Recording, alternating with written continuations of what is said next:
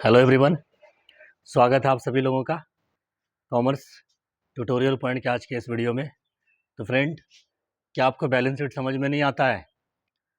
Balance sheet में कोई दिक्कत है आपको? या बैलेंस शीट बनाने में आपको ये समझ में नहीं आता कि कौन सा नाम कहाँ पुट करें, क्यों पुट करें, रीजन समझ में नहीं आता है? अगर ये सब डॉट अगर आपका है तो आज की क्लास में ये सारा का सारा डॉट आपका क्लियर होने वाला है।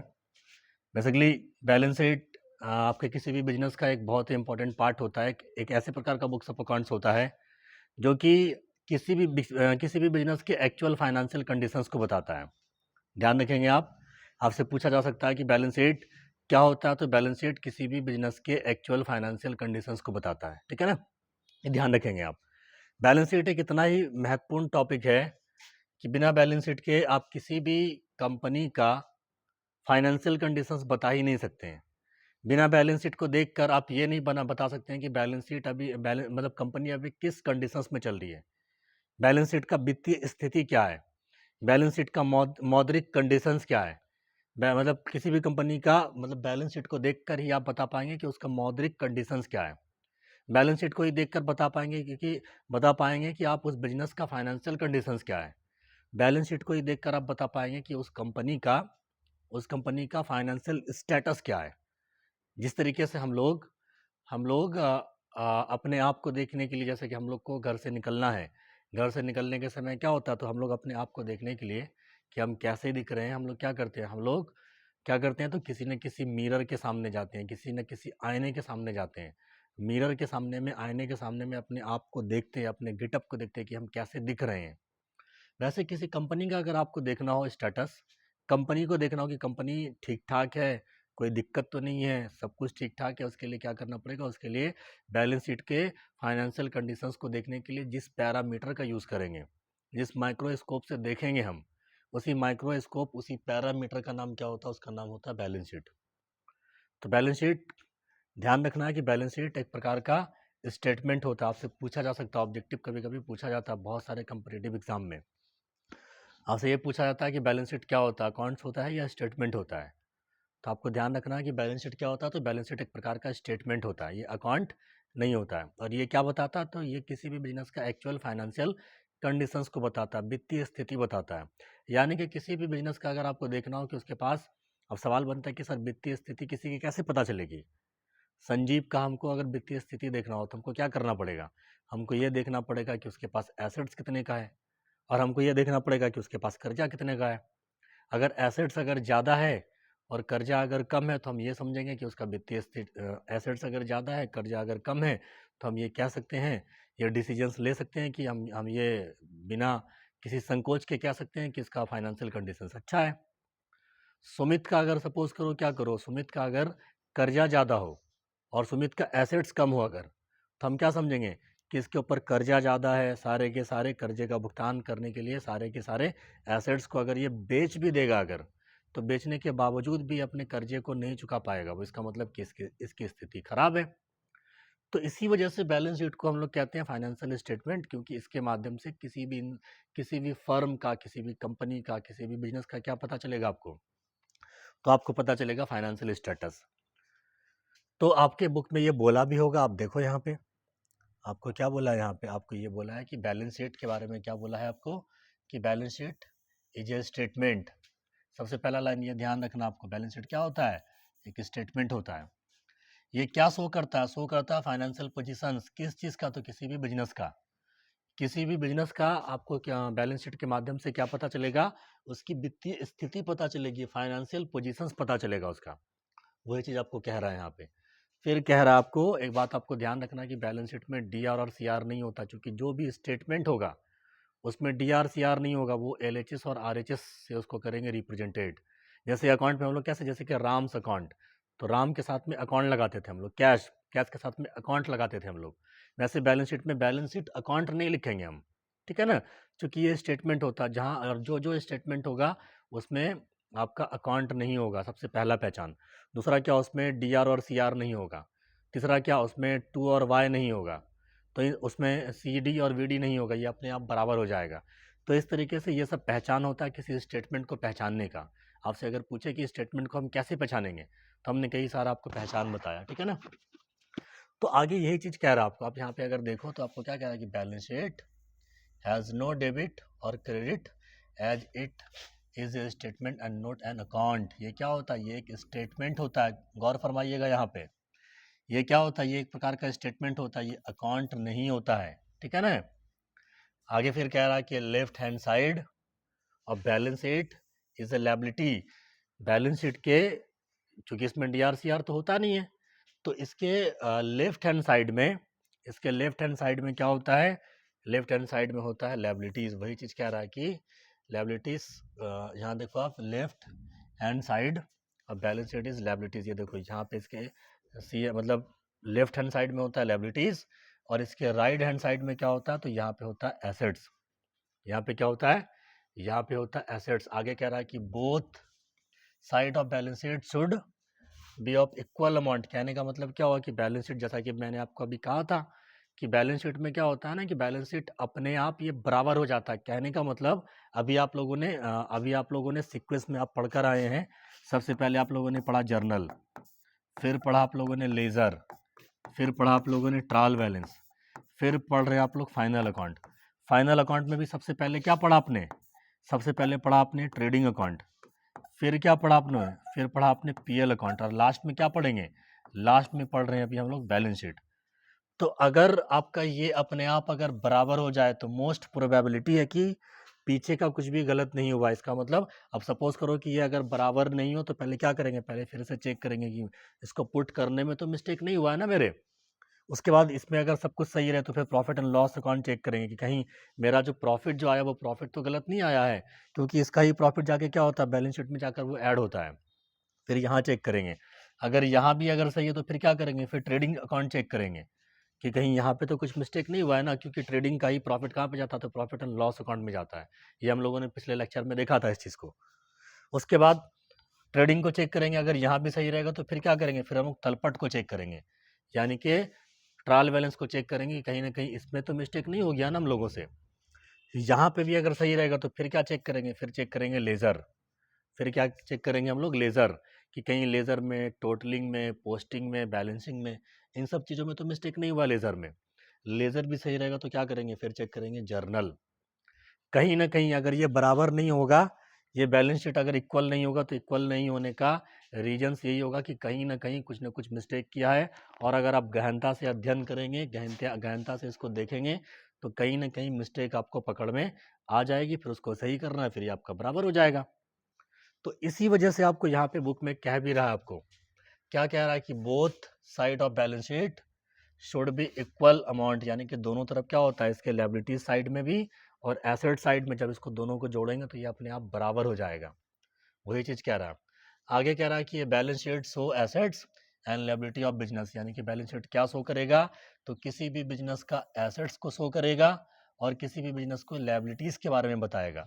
अब वो अलग बात है कि एसेट्स भी कई प्रकार का होता है, current assets, fix assets, fictitious assets, सब जितने भी प्रकार के एसेट्स की कैटेगरी होंगे सब के सब यहाँ होंगे। जितने भी प्रकार का कर्ज होगा, चाहे शॉर्ट टर्म कर्ज हो चाहे लॉन्ग टर्म कर्ज हो, सब यहाँ जाएगा। तो वही चीज़ आपको यहाँ पे कह रहा है। उसके बाद कह रहा है कि all debit balances of personal account, real account and show on the asset side, यानी कि जितने भी प्रकार का डेबिट बैलेंस होगा किस किस चीज़ का? पर्सनल अकाउंट का और रियल अकाउंट का, वो कहाँ शो करेगा? तो वो शो करेगा एसेट साइड में। और all credit balance of personal account, यानी कि पर्सनल अकाउंट का CR बैलेंस है ना, यहाँ पे credit balance of personal account so in liability side, और nominal account will be appear no. ये चीज़ यहाँ पे देखना, ये चीज़ आपको ध्यान रखना, ये बहुत इंपॉर्टेंट है। आपको ध्यान रखना है कि बैलेंस शीट के अंदर में नॉमिनल अकाउंट का कोई भी नाम नहीं जाता। इसी वजह से यहाँ पे कह रहा है कि no nominal account will appear in balance sheet, यानी कि बैलेंस शीट के अंदर में किसी भी प्रकार का नॉमिनल अकाउंट का नाम, नॉमिनल अकाउंट का आइटम इसके अंतर्गत नहीं जाएगा। इसका मतलब इससे क्या कंक्लूजन्स निकला? कंक्लूजन्स इससे यही निकला कि बैलेंस शीट में सिर्फ पर्सनल अकाउंट का नाम जाएगा और रियल अकाउंट का नाम जाएगा। नॉमिनल अकाउंट का कुछ भी हेड का नाम, कुछ भी नाम इसके अंतर्गत नहीं जाता। वो क्यों नहीं जाता? क्योंकि नॉमिनल अकाउंट में रिकरिंग नेचर का खर्चा होता है, रिकरिंग नेचर का इनकम होता है, और जो रिकरिंग नेचर का खर्चा होगा या फिर इनकम होगा वो प्रॉफिट एंड लॉस अकाउंट के DR में खर्चा जाएगा, और इनकम होगा तो वो CR में जाएगा। इस वजह से हम लोग क्या करते हैं, उसको हम लोग बैलेंस शीट में नहीं दिखाते हैं, इसको दिखाते हैं कहाँ पे? अगर नॉमिनल अकाउंट का कोई भी आइटम अगर रहे तो कहाँ पे दिखाएंगे, तो उसको प्रॉफिट एंड लॉस अकाउंट में दिखाएंगे। वही चीज़ आपको कह रहा है यहाँ पे कि no nominal account will appear in the balance sheet. तो आई थिंक ये पूरा का पूरा बैलेंस शीट के बारे में जो कह रहा है आपको इजी वे में समझ में आया होगा। अब उसके बाद यहाँ पे बैलेंस शीट का फॉर्मेट होता क्या है, तो या फिर बनता कैसे है, या फिर किस तरीके से कहाँ कहाँ पे क्या क्या लिखना है, आज हम लोग इसके फॉर्मेट के बारे में कर लेते हैं डिस्कशंस। और कल हम लोग क्या करेंगे, कल हम लोग इसका प्रैक्टिकल क्वेश्चंस पढ़ेंगे, ठीक है ना। तो फॉर्मेट को अगर आप देखो, अगर तो फॉर्मेट में इस तरीके से आपका हेडिंग में लिखना पड़ता है कि in the books of mister, जिस कंपनी का भी नाम रहेगा यहाँ पे नाम आपको लिखना है, ठीक है ना। Just a minute, 1 minute. आपको क्या करना है कि जिस भी कंपनी का आपको क्या रहेगा, बैलेंस शीट बनाना है, तो आपको यहाँ पे नाम लिखना है। जैसे कि ABC कंपनी का बनाना है तो आपको यहाँ पे लिखना ABC लिमिटेड, यहाँ पे लिखना है। और जब बनाएंगे, सपोज करो कि ये हम बना रहे हैं 31 मार्च 2026 को, तो यहाँ पे क्या करेंगे, उसका हम लोग डेट लिखेंगे यहाँ पे। और चूंकि ये स्टेटमेंट है, स्टेटमेंट होने की वजह से हम लोग क्या करेंगे, ये जब बनाएंगे, देखिएगा एक पहचान ये भी है कि जो भी स्टेटमेंट होगा उस पर एज ऑन वर्ड लिखा हुआ होगा। एज ऑन रहे तो समझ जाइए कि ये स्टेटमेंट है, और अगर फॉर द ईयर एंडिंग लिखा रहे तो समझ जाइए कि वो अकाउंट है। इसी वजह से आप याद करो, अब इससे पहले कुछ बनाते थे अगर, जैसे कि मैसीन अकाउंट, तो वहाँ पे फॉर द ईयर एंडिंग लिखते थे आप। यहाँ पे एज ऑन अगर रहेगा तो इससे क्या समझेंगे, एज ऑन रहने से ये पहचान है कि वो एक प्रकार का स्टेटमेंट होता है। तो एक पहचान ये भी बताया हमने आपको। और इसका जो वैलिड जो होगा, यानी कि इसकी जो सीमा जो होगी, यानी कि इसका वैलिडेशन जो होगा वो कब तक होगा, तो इसका ये जो वैलिड होगा कब तक होगा, तो 31 मार्च 26 तक ही ये वैलिड होगा। जब बनाया तब के डेट तक, स्टेटमेंट कहने का मतलब उसको जब हमने बनाया उसका जो वैलिड जो होगा वो कब तक होगा, तो उसी डेट तक होगा वैलिड। इसी वजह से यहाँ पे ये तब तक ही होता है वैलिड। अब यहाँ पे इसका फॉर्मेट है, आप देखो, इधर लिखते हैं लायबिलिटी साइड, ये होता है इधर का जो हिस्सा जो होता है आधा, वो होता है लायबिलिटी साइड। इधर का जो आधा हिस्सा होता है वो होता है एसेट साइड। ये दो प्रकार का, दो हिस्सों में बटा होता है, एक तरफ लेफ्ट हैंड साइड, एक तरफ राइट हैंड साइड। आप अगर गौर फरमाएंगे तो यहाँ पे आप देखेंगे कहीं पे DRCR नहीं लिखा हुआ है। बाकी सब अकाउंट में क्या होता था, बाकी सब में इधर DR यहाँ पे होता था, वहाँ पे CR होता था, यहाँ पे नहीं है। इसमें सबसे पहले क्या करना, सबसे पहले ऊपर में लिखना कैपिटल।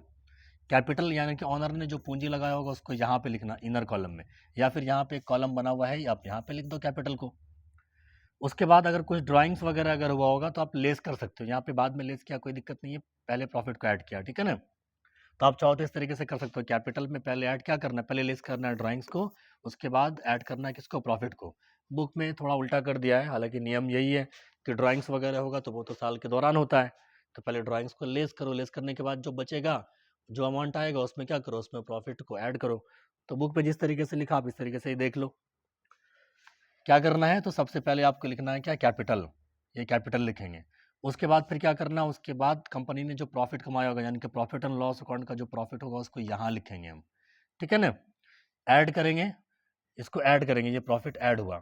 उसके बाद और क्या ऐड करेंगे, तो देखिएगा अगर साल के दौरान अगर ऑनर ने पूंजी लगाया था, लगाए गए पूंजी पे कुछ इंटरेस्ट मिला, उसको कहते हैं इंटरेस्ट ऑन कैपिटल। पूंजी पे ब्याज मिलने से ऑनर की पूंजी क्या होती है, ऑनर की पूंजी बढ़ जाती है। इसी वजह से ये भी ऐड करेंगे, इंटरेस्ट ऑन कैपिटल, ये भी ऐड होगा। इस दोनों को जोड़ने के बाद जो अमाउंट आएगा यहाँ लिखेंगे इसको, ये लिखा, ठीक है ना। ये सबको जोड़ने के बाद जो अमाउंट आएगा लिखा हमने। उसमें क्या करेंगे, जो ड्राइंग्स यानी कि ऑनर ने कुछ पैसा अगर निकाला होगा उसको हम लोग क्या करेंगे, उसको लेस करेंगे, उसको क्या करेंगे, उसको लेस करेंगे। और इसके अलावा ऑनर ने जो पैसा निकाला था, निकाले गए पैसे पे ऑनर से क्या लेंगे, ऑनर से लेंगे ब्याज। ब्याज अगर लेंगे तो उससे ऑनर की पूंजी क्या होती है, पूंजी कम होती है, तो लेस करेंगे। यानी कि पूंजी पे ब्याज देंगे तो उसको कहते हैं इंटरेस्ट ऑन कैपिटल, उससे पूंजी बढ़ती है, ऐड होगा वो। और ऑनर अगर निकाला होगा घर के खर्चे के लिए, उससे उसकी पूंजी कम होती है तो उसको लेस करेंगे। तो ड्राइंग्स को भी लेस करेंगे और इंटरेस्ट ऑन ड्राइंग्स को भी लेस करेंगे हम लोग, ठीक है ना, ध्यान रखेंगे आप। उसके बाद फिर ऐड लेस करने के बाद उसके बाद आप चेक करेंगे, या तो आपको नेट लॉस आएगा वो, या तो नेट प्रॉफिट आएगा, या तो नेट लॉस आएगा, या फिर क्या होगा, या फिर नेट प्रॉफिट आएगा, दोनों में से कुछ भी हो सकता है, ठीक है ना। तो नहीं सॉरी, यहाँ पे ये समझाना चाह रहा आपको बुक में कि अगर प्रॉफिट होगा तो ऐड करेंगे और लॉस होगा तो क्या करेंगे, लॉस होगा तो लेस करेंगे, यही काम किया यहाँ पे बुक वाला। तो ये ऐड लेस कर देना, प्रॉफिट होगा तो ऐड करना, लॉस होगा तो क्या करना है, लॉस को लेस करना है। उसके बाद जो अमाउंट आएगा आप इसको जोड़कर ऐड लेस करके जो अमाउंट होगा फाइनली यहाँ पे लिखोगे आप। उसके बाद फिर एक लाइन से क्या करना है, उसके बाद फिर एक लाइन से आपको जो भी कर्जे का नाम होगा, ये एक तरीके से एडजस्टमेंट हुआ। पहला काम क्या करो, पूंजी को लिखो, पूंजी के बाद क्या करो, प्रॉफिट अगर हुआ होगा तो ऐड करो, पूंजी पे ब्याज मिला होगा तो वो भी ऐड करो, ऑनर ने निकाला होगा कुछ पैसा तो उससे लेस करो, क्योंकि ऑनर की पूंजी कम होगी, निकाले गए पैसे पे ब्याज लगा होगा तो वो भी लेस करो। उसके बाद अगर कुछ लॉस अगर हुआ, प्रॉफिट होने पे ऐड करना है, तो लॉस होने पे क्या करना है, लॉस अगर हुआ होगा तो लेस करना है उसको। अंततः जो अमाउंट आएगा डैश मार के यहाँ लिख दो मेन वाले कॉलम में। उसके बाद देखना, बैंक से लोन लिया होगा तो ये कर्जा होता है। कौन कौन सा नाम कहाँ पुट होगा, हम लोग इसके इसके कॉजेस पे कर लेते हैं आज डिस्कशन, कल करेंगे प्रैक्टिकल क्वेश्चन इसका। एक नाम लिखा हुआ बैंक लोन। अब सवाल बनता है कि सर बैंक लोन को हम लोगों ने लायबिलिटी साइड में क्यों लिखा, क्योंकि बैंक से अगर कोई बिजनेस लोन अगर लेगा तो बिजनेस के ऊपर वो एक प्रकार का कर्ज होगा, और कर्ज होगा तो उसको कहाँ पे लिखना, उसको लिखना है लायबिलिटीज के साइड में, इसलिए बैंक लोन लायबिलिटीज के साइड में, ये रहा उसका अमाउंट। इस तरीके से अगर आप देखें तो एक नाम है बैंक ओवरड्राफ्ट। बैंक ओवरड्राफ्ट भी क्या होता है, तो एक प्रकार का कर्ज होता है। कैसा कर्ज होता है, तो ये शॉर्ट टर्म कर्ज होता है, ध्यान रखिएगा। आपके बुक में इसको कैटेगराइज नहीं किया, आप चाहे तो कैटेगराइज कर सकते हैं, लॉन्ग टर्म कर्जे को अलग लिखो, शॉर्ट टर्म कर्जे को अलग लिखो। बुक ने मिलाकर लिखा, चूंकि अभी आप लोग का स्टार्टिंग है, अभी पहले ही बार में इतना टफ दे देगा, अगर ना फॉर्मेटिंग में अगर टफ कर देगा तो आपको समझने में दिक्कत होगा, इसलिए मिलाकर ही लिखा सब कुछ ने। लेकिन मैं आपको समझाता चलता हूँ यहाँ पे। तो बैंक लोन हो गया। बैंक ओवरड्राफ्ट क्या होता है, कर्जा होता है। कैसा कर्जा होता है, शॉर्ट टर्म कर्जा होता है। होता क्या है, तो ऑनर का जितना पूंजी उसके करंट अकाउंट में जमा रहेगा, उससे जितना ज़्यादा पैसा विड्रॉ कर लेगा वो हो जाता है बैंक ओवरड्राफ्ट। तो ये कर्जा होता है, ये बैंक ओवरड्राफ्ट लायबिलिटी के साइड में। सन्डी क्रेडिटर्स, यानी कि ऑनर ने किसी से अगर उधार में सामान परचेज किया होगा, अगर ऑनर ने क्या किया होगा, किसी से अगर उधार में सामान परचेज किया होगा, तो वो एक प्रकार का क्या होता है, कर्ज होता है। और कैसा कर्ज, तो शॉर्ट टर्म कर्जा होता है। कैसा कर्जा होता है, ये देखो, ये भी होता है शॉर्ट टर्म लायबिलिटीज, ये भी क्या होता है, ये भी होता है शॉर्ट टर्म लायबिलिटीज, यानी कि शॉर्ट टर्म कर्जा। बिल्स पेबल की भी क्या होता है, short term liabilities. Bank loan के बारे में कुछ नहीं बोले तो इसको क्या मानते हैं हम लोग, लॉन्ग टर्म लायबिलिटीज मानते हैं इसको। वैसे कुछ खर्चा बाकी रहे, किसी मजदूर का मजदूरी बाकी रहे, किसी स्टाफ का सैलरी बाकी रहे, मकान मालिक का किराया बाकी रहे, तो ये सबको कहते हैं आउटस्टैंडिंग एक्सपेंसेस। अब सोचो, आप खुद से सोचो कि किसी मजदूर का अगर मजदूरी अगर बाकी रहे, तो बिजनेस के लिए क्या होगा, बिजनेस के लिए वो कर्ज होगा। और कैसा कर्जा होगा, वो शॉर्ट टर्म कर्जा होगा। अच्छा, शॉर्ट टर्म में क्यों माना इसको हमने, क्योंकि किसी मजदूर का मजदूरी आप ऐसा नहीं कि 1 साल से ज़्यादा समय के लिए रोक कर रखोगे, 2 महीना, 1 महीना, 10 दिन, 20 दिन के लिए रोकोगे आप। इसी वजह से इसको कहते हैं हम लोग शॉर्ट टर्म कर्जा। इसी वजह से यहाँ पे भी हम लिख देते हैं, ये कैसा कर्जा होता है, ये होता है शॉर्ट टर्म लायबिलिटीज होता है।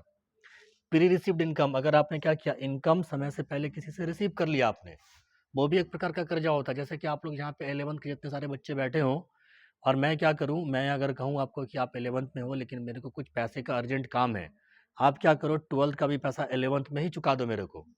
तो 11th में रहते हुए हमने क्या किया, 12th का पैसा चुका दिया, आपने चुका दिया मेरे को, तो मेरे पास जो इनकम तो आया, लेकिन कैसा वाला इनकम आया, समय से पहले इनकम आ चुका। ये मेरे लिए कर्ज है। क्यों कर्ज है, क्योंकि अभी हमने पढ़ाया नहीं है, पढ़ाया नहीं है, पढ़ाना पड़ेगा ये पैसा लेने के बावजूद, ये पैसा लेने के बाद क्या करना पड़ेगा, पढ़ाना पड़ेगा आपको। तो ये एक प्रकार का कर्जा होता है। और कैसा कर्जा, शॉर्ट टर्म कर्जा होता है। तो ये ध्यान रखिएगा, प्री रिसीव्ड इनकम भी क्या होता है, तो ये शॉर्ट टर्म लायबिलिटीज होता है ये। तो इसको भी यहाँ पे लिखेंगे। तो लायबिलिटीज में इतना सारा नाम है, सबको पुट कर दिया हम। आते हैं एसेट्स के साइड में। एसेट्स में हम लोग क्या करेंगे, आप चाहें तो मोटे मोटे तौर पे इसको 2 भागों में डिस्ट्रीब्यूट कर सकते हैं, एक करेंट एसेट्स में और एक फिक्स एसेट्स में। लेकिन अभी आपके क्लास 11 के स्टैंडर्ड के अकॉर्डिंग बुक वाले ने मिलाकर लिखा है इसको, लेकिन मैं अभी से ही बताता चलूँ ताकि आगे चल के आपको समझ में आए। फिर जैसे सबसे पहला नाम लिखा हुआ कैश इन हैंड। तो कैश अगर बिजनेस में रहेगा तो क्या होता है, ये एसेट्स होता है। और एसेट्स में भी कैसा वाला एसेट्स, तो ये होता है करेंट एसेट्स। अब सवाल बनता है कि सर करेंट एसेट्स होता है क्या है। करेंट एसेट्स का मतलब होता है कि जिसको 1 साल से कम समय में कैश में कन्वर्ट कर ले, कैश में यूटिलाइज कर ले, जो कि खत्म होने में 1 साल से कम समय लगे जिस एसेट्स को, उसको बोलेंगे करेंट एसेट्स। और कैश तो ऑलरेडी कैश में कन्वर्ट है, इसलिए ये भी करेंट एसेट्स हो जाएगा। तो एसेट्स के साइड में कैश एट बैंक, बैंक में भी अगर पैसा रहेगा वो भी क्या होता है, तो वो भी आपका करेंट एसेट्स होता है। तो ये भी यहाँ पे आप लिख लो बगल में। बिल से रिसीवेबल, यानी कि बिल के माध्यम से किसी से पैसा आने वाला है। आपने किसी को उधार में सामान बेचा, उसने क्या किया, उसने बिल दिया काट कर, वो बिल को आप भंजा सकते हैं बैंक से, भुना सकते हैं बैंक से, उसको डिस्काउंटेड करवा सकते हैं बैंक से आप उसको। तो ये एक प्रकार का क्या होता है, एक प्रकार का करेंट एसेट्स होता है। इसी तरीके से सन्डी डेप्टर्स, इसका मतलब होता है कि किसी को आपने उधार में सामान बेचा। अब जिसको आप उधार में सामान बेचोगे, ठीक है ना, जिसको आप क्या करोगे, उधार में सामान बेचोगे, तो वो क्या होता है, वो होता है डेप्टर्स। तो डेप्टर्स जिसको आप सामान उधार में बेचोगे तो ऐसा तो नहीं होगा कि आप 2 साल के लिए उधार में बेचोगे, उसको मैक्सिमम 1 महीना, 2 महीना, 3 महीना, 6 महीना, मैक्सिमम से मैक्सिमम 1 साल के अंदर में क्या करना होगा, उससे पैसा आपको ले लेना पड़ेगा। इसी वजह से क्या होता है, इसी वजह से डेप्टर्स जो होता है, डेप्टर्स क्या होता है, तो ये करेंट एसेट्स होता है। गुडविल होता है फिक्स एसेट्स। गुडविल क्या होता है, गुडविल होता है फिक्स एसेट्स। बेसिक्स में हमने बताया इसके बारे में क्या होता है डिटेल में। फिक्स एसेट्स होता है, और फिक्स एसेट्स में भी कौन सा वाला, फिक्स एसेट्स का भी कैटेगरी था। फिक्स एसेट्स में भी होता है ये इंटेंजिबल एसेट्स, क्योंकि हमने कहा था कि फिक्स एसेट्स होता है 2 प्रकार का, tangible assets, intangible assets. Tangible किसको बोलेंगे, जिसको देख सकते हैं, जिसको छू सकते हैं, वो होता है टेंजिबल। जैसे स्मार्ट वॉच टेंजिबल एसेट्स हुआ, जैसे फर्नीचर टेंजिबल एसेट्स हुआ, जैसे घड़ी टेंजिबल एसेट्स हुआ। लेकिन गुडविल क्या होता है, गुडविल होता है इनटेंजिबल। फिक्स तो होता है लेकिन कैसा वाला, तो ये इनटेंजिबल एसेट्स होता है। वैसे फर्नीचर होता है फिक्स एसेट्स, लेकिन फिक्स में भी कैसे प्रकार के एसेट्स, ये टेंजिबल एसेट्स होता है। इसी तरीके से बैलेंस शीट भी क्या होता है, ये भी होता है एक प्रकार का फिक्स एसेट्स, इसलिए एसेट्स के साइड में लिख रहे हैं इसको। और इसमें भी कौन सा वाला, फिक्स एसेट्स में भी tangible assets. Land and building ये भी क्या होता है, ये भी होता है फिक्स एसेट्स, लेकिन फिक्स में भी कौन से प्रकार के assets, tangible assets. Prepaid expenses, अब इसको समझेंगे आप, बहुत इंपॉर्टेंट वर्ड है ये भी। प्रीपेड का मतलब होता है कि समय से पहले पैसा चुकाना, जैसे आप लोगों ने सुना होगा ना, प्रीपेड रिचार्ज, है ना। तो प्रीपेड एक्सपेंसेस यानी कि समय से पहले कोई खर्चे को कर देने को कहते हैं प्रीपेड एक्सपेंसेस। जैसे सपोज करो कि इस प्रीमाइसेस का अगर ऑनर आए और कहे क्या कि जून महीने में ही कहे कि वो हमको जुलाई का कुछ पैसा, जुलाई का रेंट हमको अभी चुका दो, घर पे कुछ काम है पैसे का अर्जेंट हमको। तो हमने क्या किया, हमने जून महीने में ही जुलाई का पैसा अगर चुका दिया, अगर ऐसे प्रकार के खर्चे को कहते हैं हम लोग, क्या इसको कहते हैं हम लोग, प्रीपेड एक्सपेंसेस। चाहे किसी को चुका दो आप समय से पहले पैसा चुका देना, ये होता है प्रीपेड एक्सपेंसेस। और ये बिजनेस के लिए क्या होता है, ये बिजनेस के लिए होता है करेंट एसेट्स। ये क्या होता है, ये होता है करेंट एसेट्स। इसी तरीके से लिखा हुआ आउटस्टैंडिंग इनकम, इनकम कहीं पे बाकी हो, जैसे सपोज करो कि किसी बच्चे को मैंने पढ़ाया और उससे पैसा अभी नहीं आया मेरे पास में, पढ़ा चुके हैं लेकिन पैसा नहीं आया मेरे पास में, तो उसको क्या बोलेंगे, उसको बोलेंगे हम लोग आउटस्टैंडिंग इनकम। क्या बोलेंगे उसको, आउटस्टैंडिंग इनकम। ये भी क्या होता है, ये एक प्रकार का करेंट एसेट्स होता है। और एक होता है क्या, एक होता है क्लोजिंग स्टॉक। एक होता है क्लोजिंग स्टॉक, मतलब स्टॉक जो अंत में बचा हुआ रहेगा बिजनेस के अंदर में, उसको कहते हैं क्लोजिंग स्टॉक। तो इस तरीके से सारे के सारे लायबिलिटीज को पुट करेंगे, सारे के सारे एसेट्स को पुट करेंगे। इस सब को पुट करने के बाद फिर क्या करेंगे, दोनों के ये जो सारा का सारा जो अमाउंट रहेगा, यहाँ पे फिर डैश मारेंगे इसके नीचे। आप यहाँ पे क्या करोगे, आप यहाँ पे डैश मारोगे, यहाँ पे जस्ट इसके नीचे और जस्ट इसके नीचे, फिर सारे के सारे अमाउंट को आपको जोड़ना, जोड़ के यहाँ पे लिखना है। और यहाँ पे जो अमाउंट होगा सारा इस सबको जोड़ना, उसको जोड़ के यहाँ पे लिखना है। दोनों अपने आप क्या हो जाएगा, दोनों अपने आप ही इक्वल हो जाएगा। बैलेंस शीट की एक खूबी कहिए आप, इसकी एक खूबसूरती कहिए आप, कि ये क्या होता है, ये अपने आप बराबर हो जाता है। तो ये अपने आप बराबर हो जाएगा, जैसे ही बराबर होगा नीचे डबल लाइन मार के बंद करना है। इसका मतलब ये बुक्स ऑफ अकाउंट्स आपका क्लोज हो चुका, तो ऑटोमेटिकली क्या हो जाएगा, ऑटोमेटिकली ये बराबर हो जाएगा। तो आई थिंक कि मैंने आपको बैलेंस शीट को बहुत इजी वे में, बहुत आसान लैंग्वेज में, जो कि बच्चों को इसमें बहुत कन्फ्यूजन होता है, मैंने बहुत इजी वे में आपको समझाने की कोशिश की है। तो आई थिंक कि इसमें आप बने रहो, अब मैं इसका फिर प्रैक्टिकल क्वेश्चन लाऊंगा नेक्स्ट लेक्चर में। तो आई थिंक कि आपको लेक्चर समझ में आया होगा। अगर समझ में आया तो अपने दोस्तों के साथ में शेयर करो। आपके शेयर करने से, आपके लाइक करने से, आपके सब्सक्राइब करने से मुझे लगता है कि मैंने जो आपके सामने में आधा घंटा जो आपको दिया है, तो वो मेहनत कुछ रंग ला रही है, थोड़ा मेरा हौसला इससे बुलंद होता है। तो आप अपने दोस्तों के साथ में शेयर करो, लाइक करो, सब्सक्राइब करो। Thank you for watching.